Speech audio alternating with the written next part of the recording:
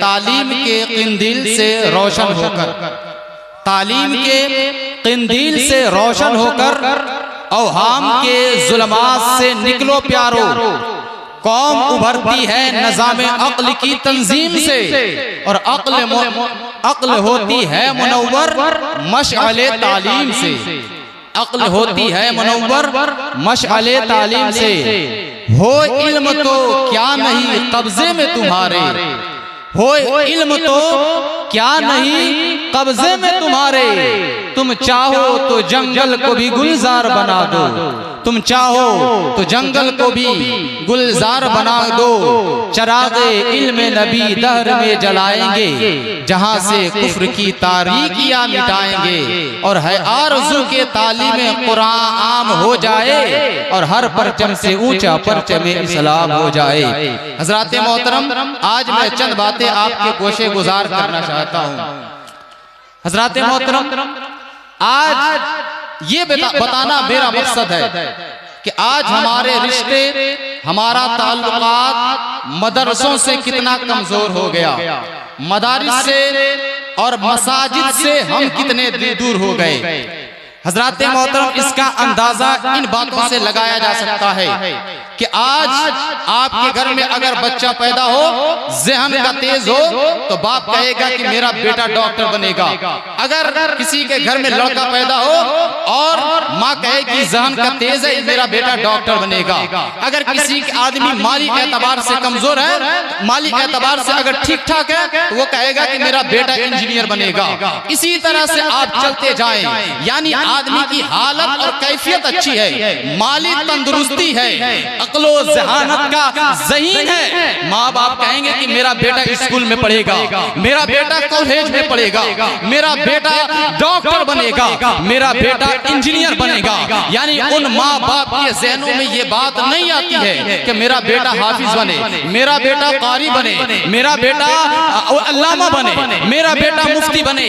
ان چیزوں کی طرف ہمارے ماں باپ، ہمارے گارجین کی ذہن نہیں جاتی ہے۔ اگر وہ ذہن کا خراب ہے، کند ذہن والا ہے، ذہن کا اچھا نہیں ہے، مالی اعتبار سے کمزور ہے، وہ اس کے گارجین پڑھا نہیں سکتے ہیں، اب وہ اپنا رخ مدرسہ کے طرف دیکھیں گے، میرا بیٹا مدرسہ میں پڑھے گا، میرا بیٹا مدرسہ میں پڑھنے کے قابل ہے۔ میں یہ کہنا چاہتا ہوں کہ آپ نے اپنے ان بچوں کو مدرسے میں ایڈمیشن کرایا جس کو کوئی نہیں پوچھ رہا تھا، جس کو اسکول والے ایڈمیشن نہیں دے رہے تھے، جس سے ماں باپ کا شوق اور سپنا پورا نہیں ہو سکتا تھا، ویسے بچوں کو آپ نے مدرسے میں ایڈمیشن کرا دیا۔ لیکن الحمدللہ یہ ہمارے علماء اور مدرسے میں پڑھانے والے اساتذہ کرام کی محنت دیکھیے کہ ویسے بچے، ویسے جن کا کوئی پرسان حال نہیں ہوتا ہے، ویسے بچوں کو اگر کوئی حافظ بنانے والی ذات ہے تو یہ علماء کی ذات ہے، ویسے بچوں کو مفتی بنانے والی کوئی ذات ہے تو علماء کی ذات ہے۔ حضرات محترم،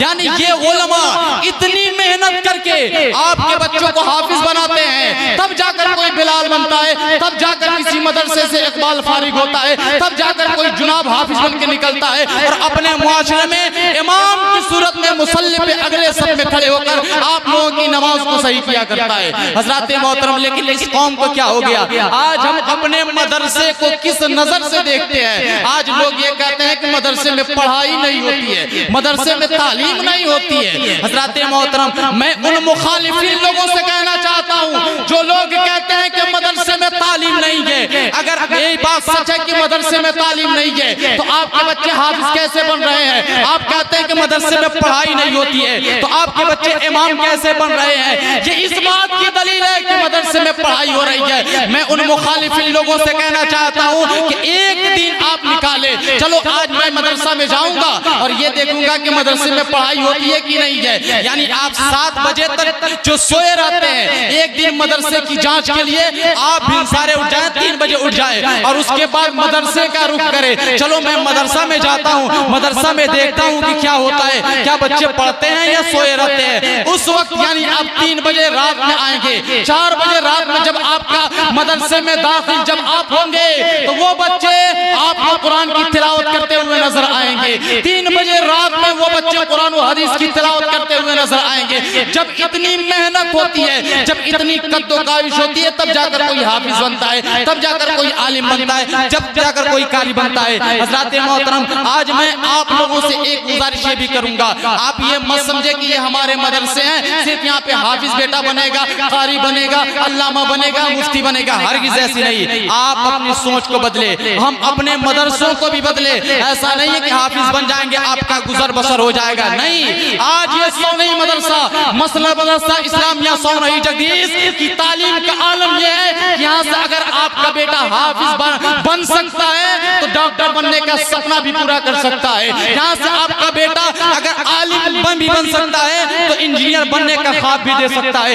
یعنی دنیاوی تعلیم کے ساتھ ساتھ, دینی تعلیم کے ساتھ ساتھ دنیاوی تعلیم کا بھی معقول انتظام کر دیا گیا ہے. یہ مدرسہ کافی اپنی منزل کی طرف رواں دوا ہے. حضرات محترم, آج اپنے قوم مسلم کے اندر جہاں حافظ, قاری, عالم کی ضرورت ہے, وہیں پہ عالم, ڈاکٹر اور انجینئروں کی ضرورت ہے. آج اگر اپنے قوم کے اندر ڈاکٹر نہ ہو تو بہت بڑا یہ قوم نقصان اور خسارے میں چلا جائے گا. اس قوم کو بہت زیادہ نقصان اٹھانا پڑے گا. آپ نے نہ جانا کہ شہنشاہ ترک سلطان محمد فاتح کو کون نہیں جانتا ہے, سلطان محمد فاتح کو کون نہیں جانتا ہے, جن کی عزت و عظمت کے اظہار کے لیے صرف اتنا کہہ دینا کافی ہے کہ سلطان محمد فاتح ایک ایسا نامور اور عظیم الشان نامور فاتح ہے کہ جن کی عزت و عظمت, کہ جس نے صرف 23 یا 24 سال میں یونانیوں کو بے دخل کر کے قسطنطنیہ کو فتح کر لیا. وہ قسطنطنیہ جو 1100 سالوں سے تثلیث کے پجاریوں کا ناقابل تسخیر مرکز تھا, قسطنطنیہ ناقابل تسخیر مرکز تھا. سلطان محمد فاتح جس کے نام سے عیسائی دنیا خائب و خاسر تھی. حضرات محترم, اس سلطان محمد فاتح کا ایک گھر میں ایک ڈاکٹر یہودی رہا کرتا تھا. جب سلطان محمد نے چاہا کہ عیسائیت کے دوسرے عظیم مرکزی شہر روم پر حملہ کر کے اسے بھی اپنے قبضے میں کر لیا جائے, حضرات محترم حملہ کرنے کی مکمل تیاری کر لی گئی تھی. سلطان محمد نے چاہا کہ عیسائیت کے دوسرے عظیم مرکزی شہر روم پر حملہ کر کے اسے بھی اپنے قبضہ میں کر لیا جائے تاکہ ہمیشہ کے لیے عیسائیت کی جڑیں مسدود ہو جائے. حضرات محترم, صرف کوچ کا بجانا, نقارہ بجانا رہ گیا تھا. اچانک سلطان محمود کا انتقال ہو گیا, اچانک سلطان محمد فاتح کی موت ہو گئی. حضرات محترم, جب چھان بین کرنے کے بعد پتہ چلا کہ سلطان محمد کے فاتح کے گھر میں ایک یہودی ڈاکٹر تھا جو اس کے گھر میں رہا کرتا تھا, انہی نے, اسی ڈاکٹر نے اس کے زہر آلود نشتہ سے اس کی فسد کھول دی تھی, جس سے سلطان محمد کی موت ہو گئی. اسی لیے اقبال نے کہا تھا کہ کسی کا دستے نگر رہ کے کچھ نہ پاؤ گے, فراز اپنی بازی پہ اعتبار کرو.